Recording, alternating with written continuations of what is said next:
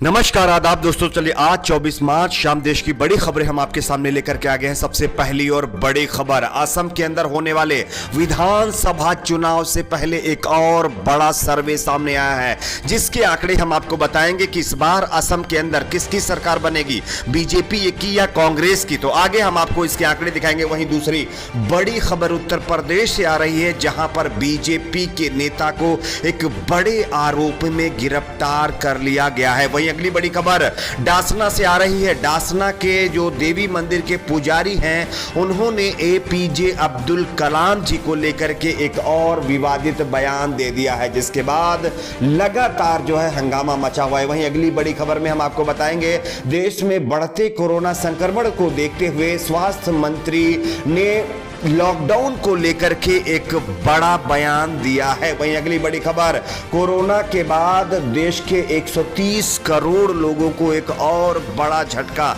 महंगाई की एक और मार आप लोगों के ऊपर पड़ने वाली है। किस तरह से आगे हम आपको बताएंगे। वहीं अगली बड़ी खबर, बिहार विधानसभा के अंदर कल हुए हंगामे को लेकर के एक और नया वीडियो लीक हुआ है, जिसमें आपको दिखाएंगे कि किस तरह से लोकतंत्र का कहीं ना कहीं मजाक बनाया गया है बिहार के अंदर। वहीं अगली बड़ी खबर दिल्ली से आ रही है। दिल्ली में बीजेपी सरकार ने एक और नया कानून लागू कर दिया है, जिसको लेकर के अब कांग्रेस नेता मल्लिकार्जुन खड़गे ने एक बड़ा बयान दिया है। तो एक एक करके तमाम बड़ी खबरें आपके सामने रखेंगे। उससे पहले एक छोटी सी रिक्वेस्ट करेंगे, आप इस वीडियो को लाइक करके चैनल को सब्सक्राइब जरूर कर लीजिए। 5 राज्यों में होने वाले विधानसभा चुनाव से पहले असम की 126 विधानसभा सीटों का एक और बड़ा सर्वे सामने आया है। और असम की 126 सीटों की अगर हम बात करें तो यहां पर बीजेपी को पहले के मुकाबले एक बड़ा झटका लगा है। अगर इस सर्वे के आंकड़े हम देखें तो बीजेपी को इस बार 126 में से 77 सीटें मिल सकती हैं,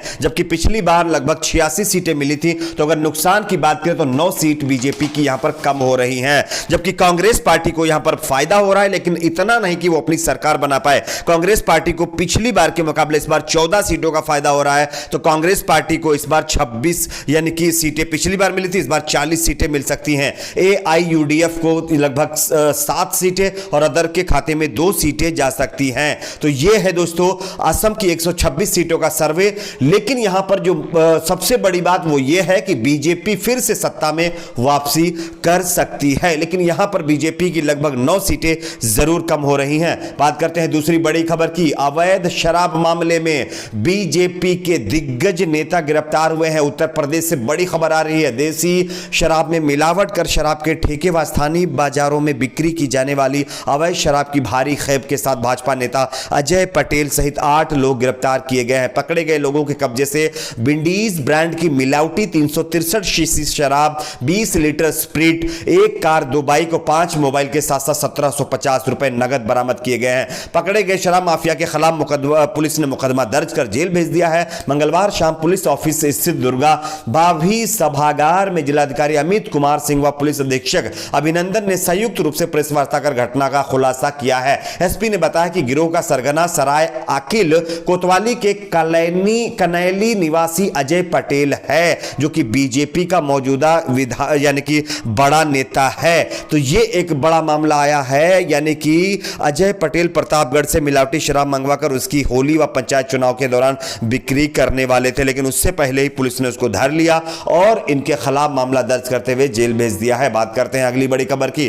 डासना देवी मंदिर के पुजारी ने एपीजे अब्दुल कलाम यानी हमारे पूर्व राष्ट्रपति के खिलाफ एक बड़ा बयान दिया है। आप सभी जानते होंगे डासना देवी मंदिर वही मंदिर है जहां पर कुछ दिन पहले ही एक मुस्लिम बच्चे को पानी पीने की वजह से प्रताड़ित किया गया था। अब जानकारी मिल रही, गाजियाबाद के डासना देवी मंदिर के एक पुजारी ने बड़ा विवादित बयान दे डाला है। उन्होंने पूर्व राष्ट्रपति एपीजे अब्दुल कलाम के धर्म के कारण उन पर निशाना साधा है। मंदिर के पुजारी ने मंगलवार को पूर्व राष्ट्रपति एपीजे अब्दुल कलाम पर निशाना साधते हुए उन्हें जिहादी करार दे दिया है। उन्होंने यह भी कहा कि मुसलमान भारत समर्थक नहीं हो सकता। बता दें कि डासना देवी मंदिर परिसर में ही कथित तौर पर पानी पीने के कारण एक मुसलमान लड़के को कुछ दिन पहले ही प्रताड़ित किया गया था। मंदिर के महंत यति नरसिंहानंद सरस्वती ने अलीगढ़ में संवाददाताओं से कहा है कि देश में शीर्ष पद पर काबिज कोई भी मुसलमान भारत समर्थक नहीं हो सकता और कलाम एक जिहादी थे। तो ये एक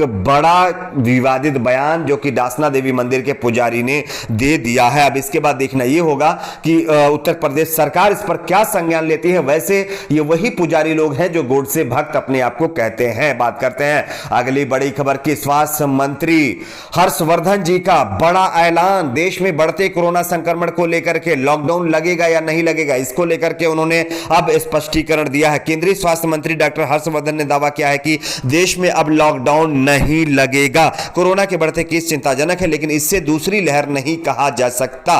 कोरोना की इस चेन को हमें हर हाल में तोड़ना होगा। यह तभी संभव होगा जब हर व्यक्ति मास्क लगाएगा। 1 माह तक लगातार मास्क लगाएंगे और 2 गज की दूरी बनाए रखेंगे तो कोरोना जरूर हारेगा। डॉक्टर हर्षवर्धन रविवार को चंडीगढ़ में CSIO में एक प्रयोगशाला के उद्घाटन के बाद पत्रकारों से बातचीत करते हुए उन्होंने इस बात की जानकारी दी है। यानी कि देश में जो लॉकडाउन लगाने की बात कही जा रही थी उस पर अब विराम लगाते हुए डॉक्टर हर्षवर्धन और केंद्रीय मंत्री हर्षवर्धन जी ने यह साफ कर दिया है कि देश में अब लॉकडाउन नहीं लगेगा।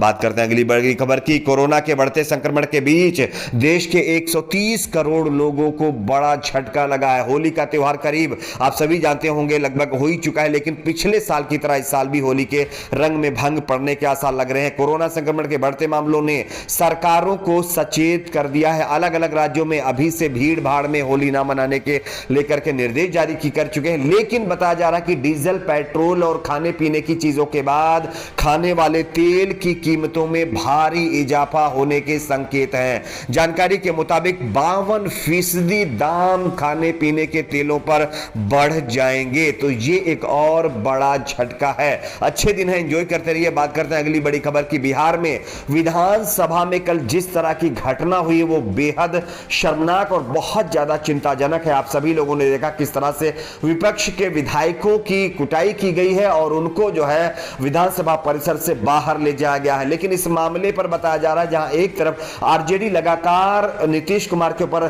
सवाल खड़े कर रही, उनका कहना है कि नीतीश कुमार बीजेपी आरएसएस के गुलाम हो चुके हैं, वहीं दूसरी तरफ अब लोग इसको बता रहे हैं कि ये कहीं ना कहीं एक तरह से डेमोक्रेसी की धज्जियां उड़ानी है, संविधान की धज्जियां उड़ाने जैसा है। दरअसल बिहार में कोरोना के बढ़ते मामलों के बीच बढ़ती बेरोजगारी, भ्रष्टाचार, बढ़ती महंगाई सहित विभिन्न मुद्दों को लेकर के राज्य की मुख्य विपक्षी पार्टी आरजेडी ने मंगलवार को विधानसभा घेराव करने की घोषणा की थी। इसी के साथ साथ एक बिल भी था जिसको लेकर के उन्होंने आपत्ति जताई थी और इसी के चलते सदन के अंदर हंगामा शुरू हो गया। लेकिन हंगामे के बाद जो तस्वीरें सामने आई वो बहुत चिंताजनक दोस्तों।